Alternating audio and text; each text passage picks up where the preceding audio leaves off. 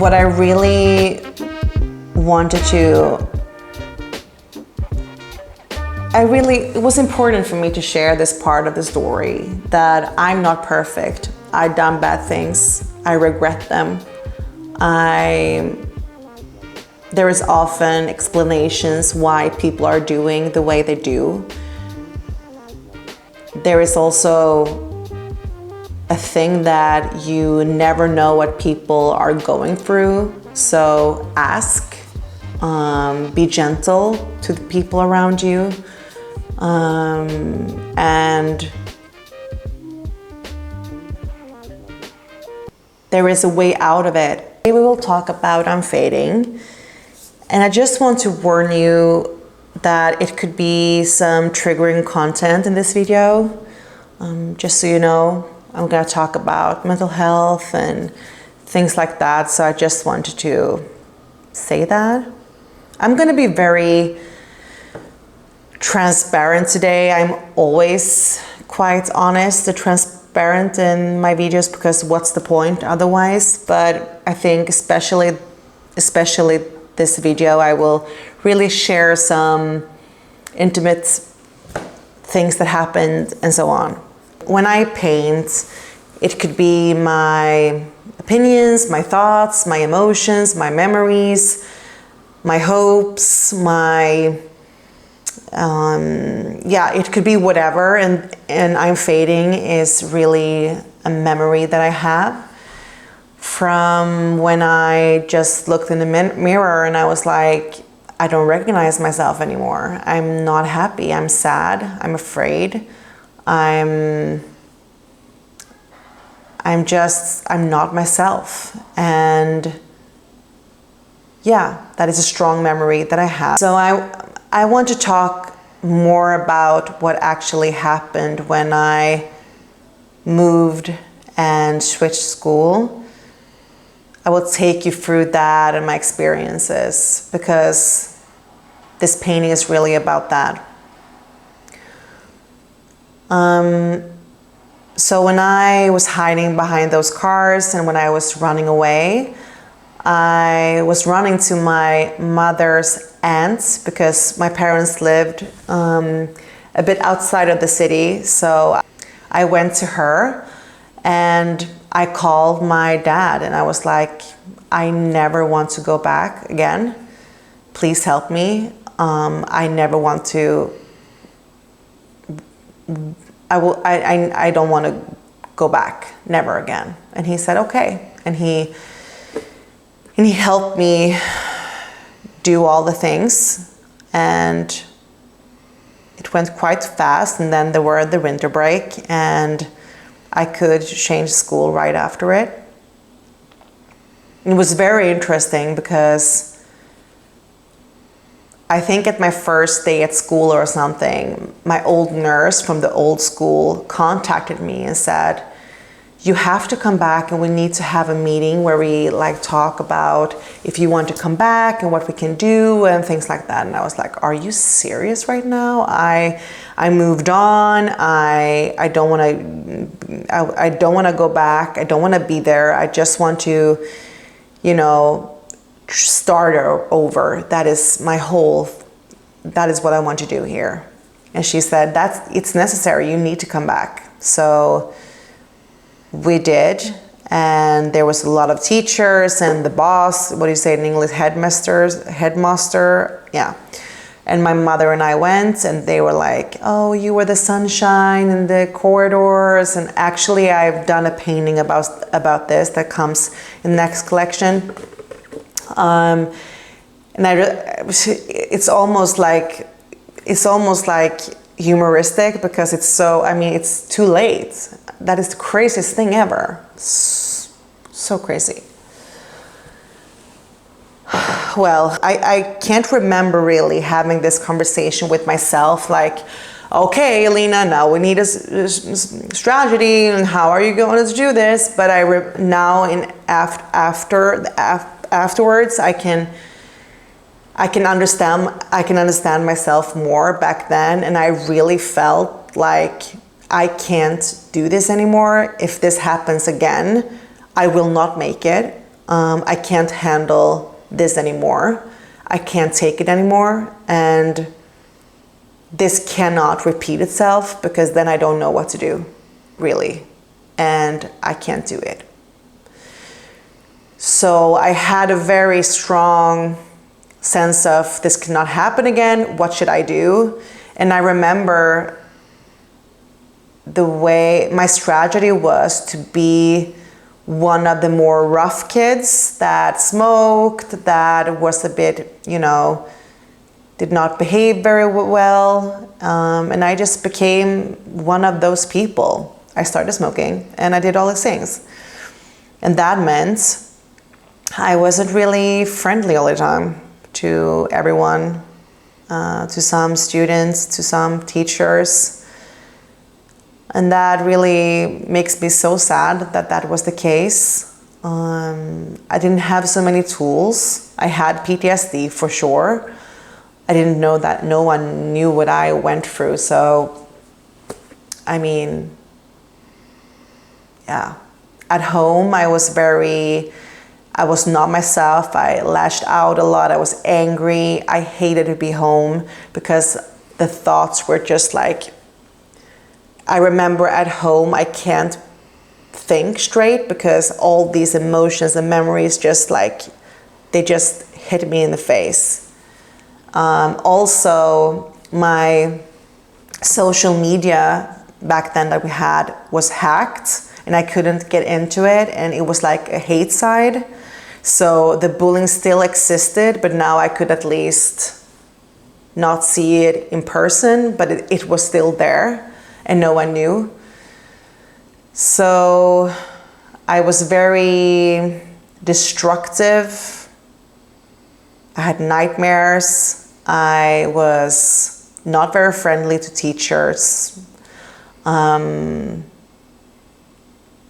I was like a new person. I was changed. And I did not care very much about my life, to be honest. I was very, jump on a motorcycle without a helmet with a stranger. That absolutely happened. And things like that happened all the time. And I was quite young. I just turned 14. And yeah, it wasn't very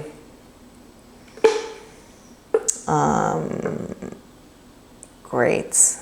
But I think it's important for me to mention that I'm not perfect and I've done bad things and I regret them. And I think it's important because that's often the case. Hurt people.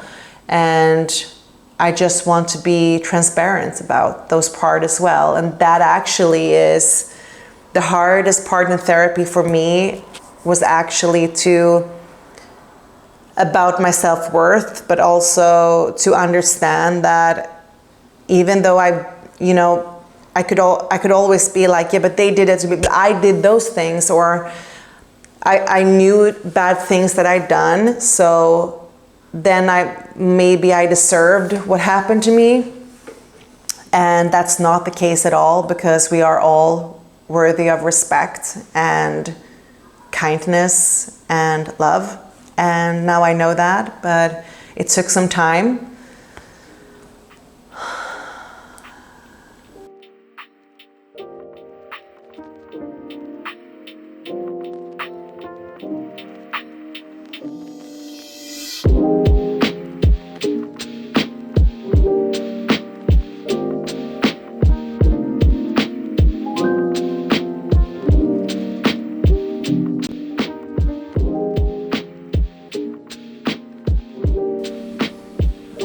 Many people that I met during my life, my story is have not been secret, something that I was ashamed over or a secret. I've been very open about this story, and they've asked me like, what did you do to manage your life and go forward and have I've done things. I did move past it. So how did I do that? And I think there's a couple of things. One of them is DNA. I think that I'm quite stubborn in my nature. I'm not about maybe always winning and stuff like that, but towards myself, I'm very stubborn. Like, I want to be independent. I want to do these things. Then I will find a way to do it. I can push myself quite far. And I guess I can just thank my parents for that one. But also, I had the fortune to have a lot of love in my life also. My grandparents, other relatives, my dad, the kind of love that I actually felt. And that was in a way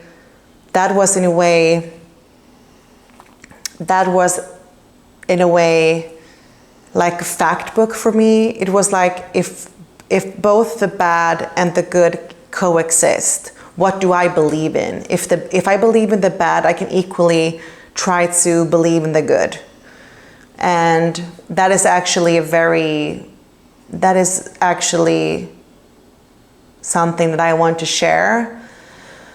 I had a fortune to have love in my life, and especially my grandmother, who really always been there for me and stood up for me and loved me hard.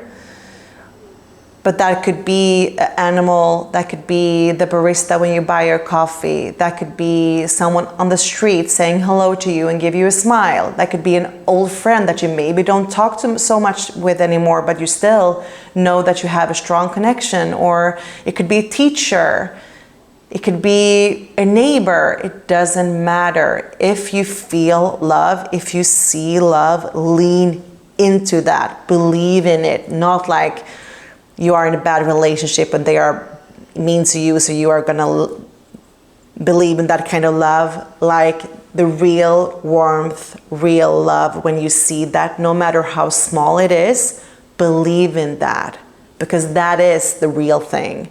All the hate, all the hardness around you, that is not about you. That is about those people that have, I don't know, ego, sorrow, jealousy, envy,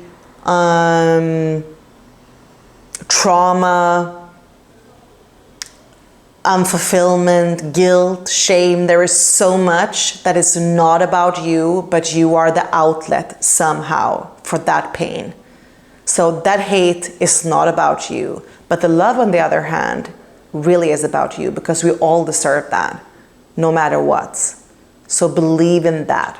And it could be hard, of course, especially when you are in that, you know, how you are human. So how not to get the bad things into your system. It's very hard.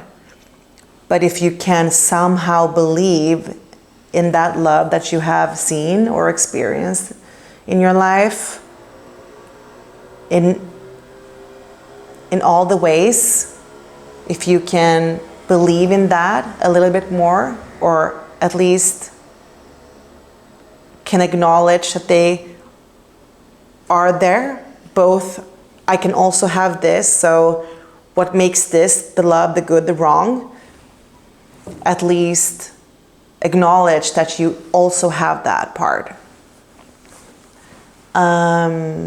Lean into that shit. Totally.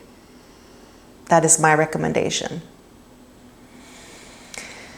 And the other thing that made me keep on going is, I guess, since I was a little kid, I just have a strong memory of, like, I know I'm weird. I know I'm not like everyone else. Maybe I was. Maybe that was an internal feeling that I had. Maybe we all are weird. We probably all are. All people are crazy. Me especially. I don't know, but I always felt that. And I knew from a very early age that I will do something important. And the things that make me a bit weird in this constellation will actually help me in the future. I just knew that from a very early age. And I kept that so tight to my heart. And I always remember, I've always had that so strong. and like, Elena, remember why you are here, and you are gonna do something with this. So just keep on going. And I believe maybe before I started to make my art, I was at a point where I actually started to look at that thought and that person when I was a kid and be like, was that really true? Maybe it's not the case. And then I was very unhappy. But then I found my way by being very true to myself. I guess those are the biggest parts of how I managed or tried to manage. But also accountability is very important, but that is something that I found is a bit easier now that I'm older, or at least an adult, because you have more power over your life. But I believe accountability and responsibility over yourself is the most powerful tool that we have to make yourself happy, be in charge of your own life, and support yourself. That is the most important thing. And I try to do that in every situation, relationships, jobs, whatever it could be, friendships. Often there was something that I could learn from this, something that I could do better. In some situations you are a victim, straight up, and then you were abused. There was nothing you can do. But afterwards, when you are older, what can you do? How can you help yourself?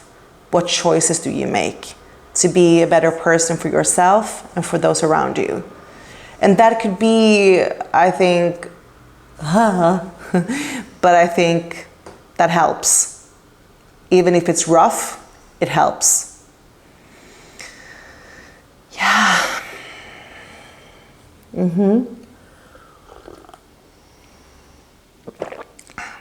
Decaf coffee. It's not really.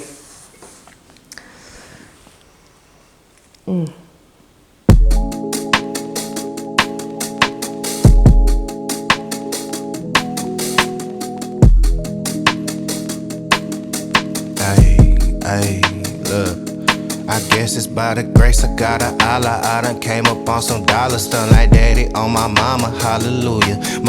I ain't tripping, slipping, falling by what these talking. Get your roll on Stephen Hawking, power to you. I tried and I can't give up, I just don't know how. You eyes is always running, ain't said nothing profound. They got me isolated, meditating, letting no sound. They bickering about some politics and proper pronouns. That's why I'm distant, dipping, cooling somewhere with my shawty. I'm rolling up that she cooking, turning on that shawty. I visualized it in my head and went and got it my way. No baller blockers in my huddle, trying to figure my play. I get that cheese and flip that chicken, walking spatula.